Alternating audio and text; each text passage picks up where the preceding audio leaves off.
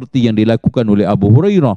Zikir khusus yang diucapkan Rasulullah SAW setiap saat seperti sedang beraktivitas yang bisa kita ikuti. Jazakallahu khairan. 4 kalimat zikir terbaik setelah Al-Quran adalah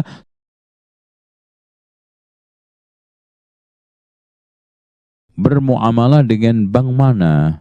Kalau bank konvensional, tidak ada perbedaan di antara para ulama bahwa itu adalah riba. Kalau bank syariah, kita sekarang tanya dulu bagaimana kinerja syariahnya. Kalau memang sesuai dengan dalil dari Al-Quran dan Sunnah, maka dibolehkan. Intinya jual beli itu ada 3. Ada barang dulu, ada uang dulu, barangnya nanti. Itu namanya inden. Ada uang, ada barang, itu namanya cash. Ada barang, uangnya nanti, itu namanya kredit. Jadi orang bertransaksi di dalam jual beli itu bisa inden, bisa cash, bisa kredit. Silahkan. Ya, soal sekarang ini unsur kita di dalam mencicil tadi itu ada leasingnya, kemudian jatuh ke riba, itu adalah bahasan lain. Intinya kita di dalam kredit itu dibolehkan asalkan barang yang kita jual itu ada. Kemudian setelah itu ketika nanti ada keterlambatan kita tidak dikenakan denda karena ada unsur bai'ul kali bil kali, bai'ud daini bid dain, menjual utang dengan utang, maka tidak boleh. Kalau itu semua sudah terpenuhi, maka sistem kredit tersebut dibolehkan. Wallahu a'lam bishawab. Pada Ustadz yang telah memberikan jawaban yang sangat bermanfaat sekali. Ini ada pertanyaan dari pemirsa Asil TV, Ustadz. Assalamualaikum. Saya tinggal di pelosok dan orang tua saya masih terkadang melakukan tradisi karena keterbatasan ilmu. Saya berusaha memberitahu mana yang syirik dan bid'ah, tapi karena beliau sudah tua jadi susah untuk menuntut ilmu. Apakah kalau saya mengatakan jika sudah tidak bisa lagi menuntut ilmu, setidaknya ketika kita tidak meninggal dalam keadaan melakukan syirik dan bid'ah? Jazakallahu khairan. Barakallahu fiik. Baik, yang pertama kali dan utama pertama adalah usaha kita untuk mendakwai mereka. Karena pahala dakwah itu diberikan oleh Allah hanya sekedar menyampaikan. Soal dia nanti mendapatkan hidayah atau tidak, itu adalah soal lain. Kemudian yang kedua, kita tidak usah patah arang, entah itu orang sudah tua atau sudah lanjut. Pokoknya kita lanjut terus, berdakwah terus. Dan caranya adalah khatibun nasa ala qadri ukulihim. Ajalah orang itu berbicara sesuai dengan kadar kemampuan akalnya. Jadi jelas, jangan disamakan dengan cara bicara kita dengan teman kita, dengan orang yang berpendidikan. Bahkan kita harus berbicara sesuai dengan milieu dia, budaya dia, dan kemampuan akal dia supaya bisa menangkap apa yang kita dapatkan. Dan hadiah untuk anda, kata Rasulullah SAW, la ayyahdiyallahu bika rajulan wahidan khairun laka min humrin na'am. Kalau seandainya ada orang yang mendapatkan hidayah satu saja lantaran kamu, itu lebih baik daripada kendaraan unta yang termahal, yaitu humrun na'am.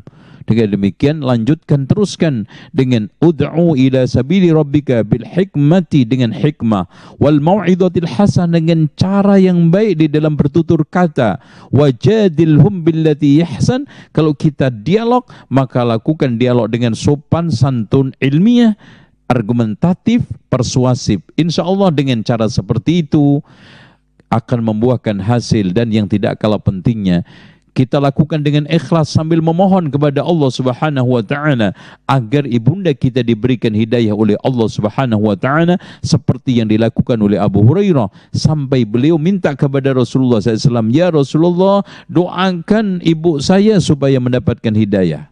Demikian yang bisa saya sampaikan. Semoga Allah memberikan hidayah kepada kita semua, kepada antum dan ibu antum, supaya mendapatkan kebaikan dunia dan akhirat biiznillah. Dan kalau seandainya dia meninggal di atas itu semua, selagi masih sholat, maka anda masih bisa mendoakan, menyolati, dan semoga Allah Subhanahu wa taala mengampuni kekurangan dan dosa-dosa atau kesalahan di dalam hal beragama tersebut.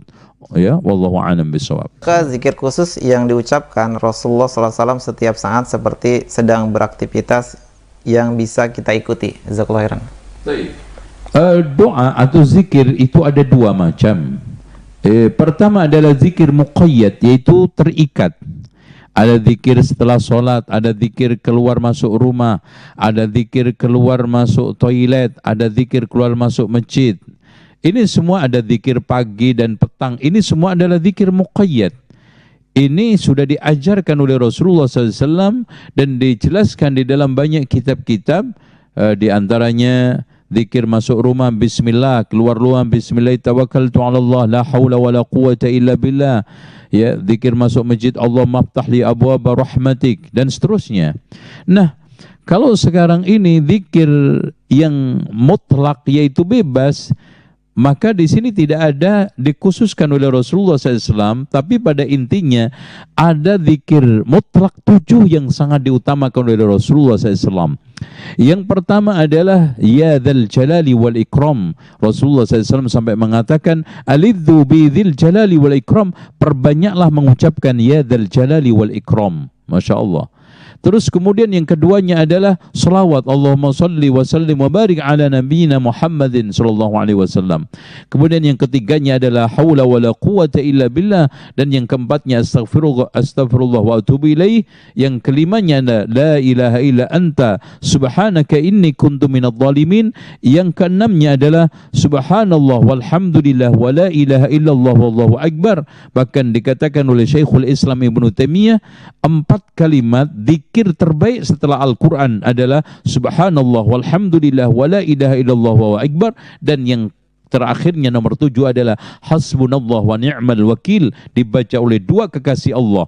Nabi Ibrahim ketika ingin dijeburkan Namrud ke dalam api yang membara, beliau membaca hasbunallah wa ni'mal wakil, dan Nabi Muhammad ketika diancam diserang ribuan pasukan orang-orang kafir, beliau membaca hasbunallah wa ni'mal wakil. Oleh karena itu, saudaraku seiman yang dirahmati oleh Allah, jangan lepas setiap saatnya, setiap keadaannya membaca zikir 7 yang mutlak tadi, kecuali di dalam 2 tempat, saat kita buang hajat di toilet dan saat kita berhubungan suami istri. Ini tidak boleh berzikir, ya. Wallahu a'lam bishawab. Jazakallahu khairan Ustaz atas jawaban yang sangat bermanfaat sekali. Dan ini mesti sambungannya saat pertanyaannya, zikir dengan subhanallah walhamdulillah wa la ilaha illallah wallahu akbar, apakah bisa diucapkan dalam hati di saat beraktivitas sehari-hari Ustaz? Imam An-Nawawi membagi zikir itu ada 3. Yang pertama adalah zikir lisan, yang keduanya adalah zikir hati, yang ketiganya adalah zikir hati yang nyambung dengan lisan, dan inilah yang utama sebagaimana penjelasan beliau di dalam kitab Al-Adhkar. Oleh karena itu, ketika kita sekarang berzikir di dalam hati, maka insya Allah mendapatkan pahala dari Allah Subhanahu wa ta'ala. Namun yang paling afdal adalah hati yang nyambung dengan lisan, lisan yang nyambung dengan hati. Itu afdal zikir yang paling utama, kata Imam An-Nawawi. Wallahu a'lam. Jazakallahu khairan Ustaz atas nasihat dan jawaban yang sangat bermanfaat. Kita lanjutkan dari